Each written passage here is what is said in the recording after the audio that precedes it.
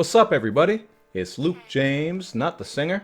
If you're looking to get your music reviewed, you can hit up this email that's right here. But today I'm going to hit you up with my top 10 indie/underground list from 2019.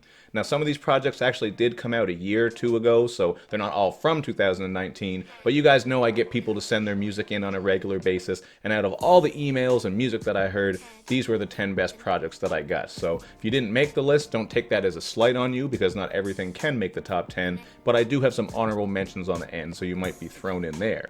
But starting off with the number 10 spot, we have Dee Smith with the album 13, Far From Here. This one is just a very polished album. I think if you like more mainstream sounds, you're going to like this one. You're getting a lot of great production that's very clean, a lot of deep bass on it. And what really stuck out to me the most about this is the high energy, big bangers, and catchy hooks. The rapping doesn't get too complicated, but Dee Smith does also bring a little bit of content in there just to help keep things together. So it's not like it's an album where he's just talking about bullshit the whole time. It is just, kind of going with that mainstream sound. So make sure you check it out if you're a fan of new school rap. You don't want to sleep on it. As for number 9, we have T-Words with Adults Afraid Of, and I absolutely love the production that he did on this, man. He did pretty much all this shit all by himself. The beats are very bassy and wavy, a lot of smooth joints on there, including the song Diamond in the Trash, which I've actually used as background music on many of these reviews. As for the content, he's speaking on a lot of things from individuality, mental health issues, anxiety, self-worth. Really just a project that does go pretty deep as someone who's trying to find their way and just deal with certain things going on in their life. So that's a great project and deserving of being on the list. Now for number 8, we have Dirty Needles with Paradise, and this is just a short project where Dirty Needles is going in, man. Dirty Needles is just an old-fashioned, hard-hitting, punch-you-in-the-mouth spitter. You're gonna get all kinds of clever wordplay and lyricism. He has this mic cadence that's very powerful as well, like he just sucks you in as you're listening to him. And he does have some good storytelling too, like on the song Nike Shoebox. He's really getting nostalgic on there and just painting pictures of some of the things that he's gone through as he looks through his Nike Shoebox, where he has some mementos and stuff like that. This is all backed up by Collective's boom bap bangers and also some smooth joints that kind of remind me of Nujabes. So Collective did his damn thing on here too. These two have a lot of chemistry, and I look forward to hear what they're going to do next.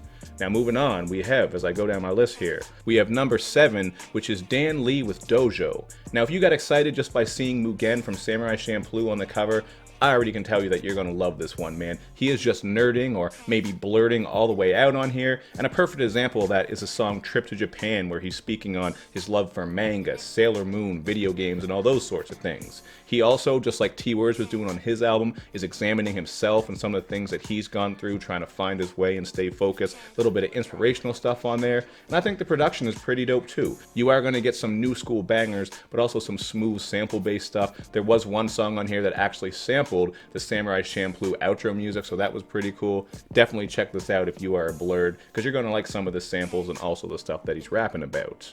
And if you're a Blurred, I got another one for you at the number 6 spot, where Chewbacca comes in with Legends of Lemuria. This one is really cool because the rapping on it has him telling a story about this kingdom that is faced by betrayal and evil. It really is a cohesive story from beginning to end that you got to follow along with. And the production has this JRPG feel to it, man. As you listen to this shit, it really feels kind of mystical and magical, which matches up perfectly with the storytelling. So this is another one that, like Dan Lee's album, is a must listen for the nerds and blurs. Really cool idea overall. And Chewbacca is also just ripping some really crazy flows on this thing. Great rhyme schemes on there. Check it out. For number 5, we're already down to the top 5. We got Protoje with ATTUO, a 2-0, which stands for A Treetop Under Oppression.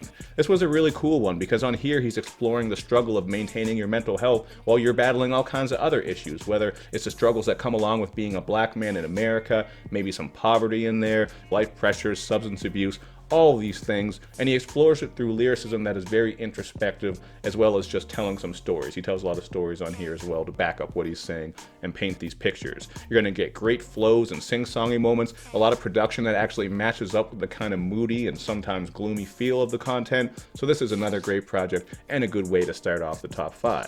For number 4, we have Dharma Rat with He Said Still Running, and Dharma Rat is a staple on my indie list, man, because he is so damn consistent. He puts in a ton of work. I don't even know how many albums he dropped in 2019. Albums, mixtapes, EPs. He probably put out 3 or 4, because this guy puts in a lot of work. It's actually been incredible to see his growth over the years, because he always gets better. He doesn't fall off. He's still coming through with a lot of great production. Got a couple bangers on here, some nice sample-based stuff, some more minimalistic stuff too. And there is a cool concept, because it's sort of exploring that idea of how we're all sort of running away from the inevitable death and just trying to get by and live our lives. He goes over all of this by exploring different personal stories, things that have gone on with him, within his family, lots of that type of stuff on there. So, you know, he's just as honest as he always is. Dharma Rat is always brutally honest in his music, and I think that's what really makes me appreciate him. And again, the production throughout here is dope too. He had a hand in making a lot of these beats, although this time around, unlike other projects, there are some more people that are coming in to work on it.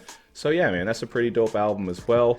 Number 3, we have Cassidy with Southie, which stands for Stories of Untold Truths Hidden in Existence. This is just an album that is loaded with great storytelling and social commentary, man. Cassidy spits with conviction. I really like the way that he sounds, just his vocal presence and his flows. He's a very polished MC, doesn't sound like an amateur at all, and he's just very charismatic, man. I like how on this project he's encouraging us to do better, coming through with a lot of inspirational stuff, throwing some great production and features that fit incredibly well, and you got one of the best underground releases that I heard this year. But this is actually one of those ones that I believe dropped a year or two ago, but he hit me up, I reviewed it, and this shit was dope, man. So make sure you check this out, just like every other project on here.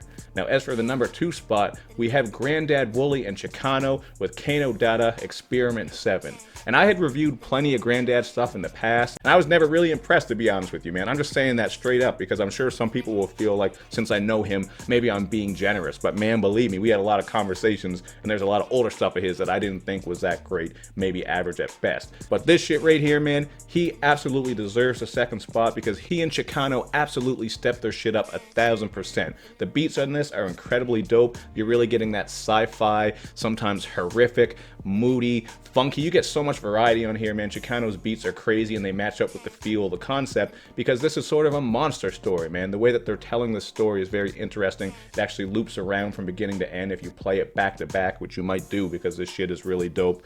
I was just really impressed, man. Even the way Granddad switches up his flows and vocals is impressive because that was one of my gripes with some of his past music because he kind of sounded a bit bland and boring. The beats didn't stick to me as much, but this one is really dope. The chemistry between these two is impeccable, so I can't wait to hear what they do next, man. This was one of the best surprises of 2019, to be honest with you, so shout out to you two for that.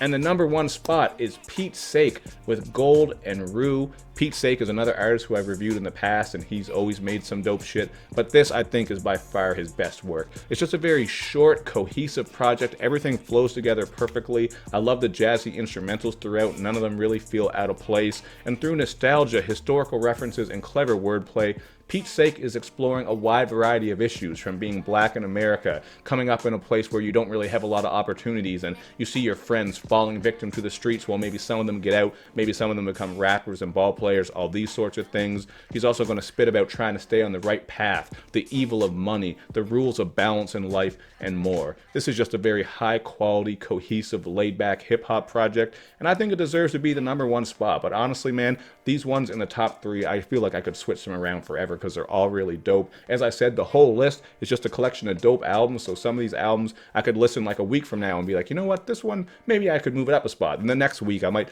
go down with this spot. You know how it is, man. That's how it is with music. Like I said in my top 30 list, it's always sort of something that causes me anxiety is making these lists, because no matter how much you think it's set in stone, you know how we are, man. We're all human beings. Sometimes something hits you differently a certain way, but I always try to be fair with when I'm making my list and think about what I listened to the most throughout the year, how it hit me the first listen, how it's hitting me now. I take all these things into account, but all that is to say, you guys all did a great job here. Shout out to all of y'all.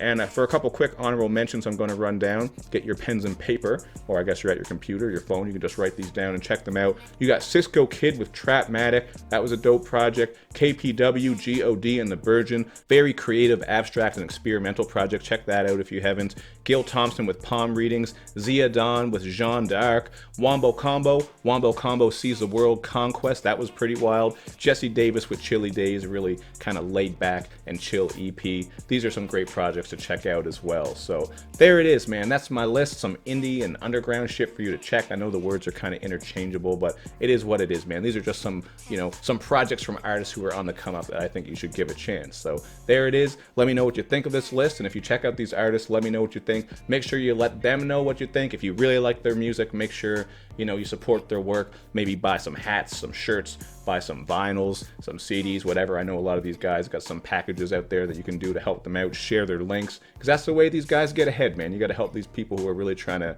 make it on the come up. So that's all I got to say. Thank you everybody for watching. Hit me up in the comments section with your thoughts and opinions. I always want to hear back from you. Make sure you do that good YouTube and social media stuff. You know how it goes. Thank you once again for watching, and I will see you next time.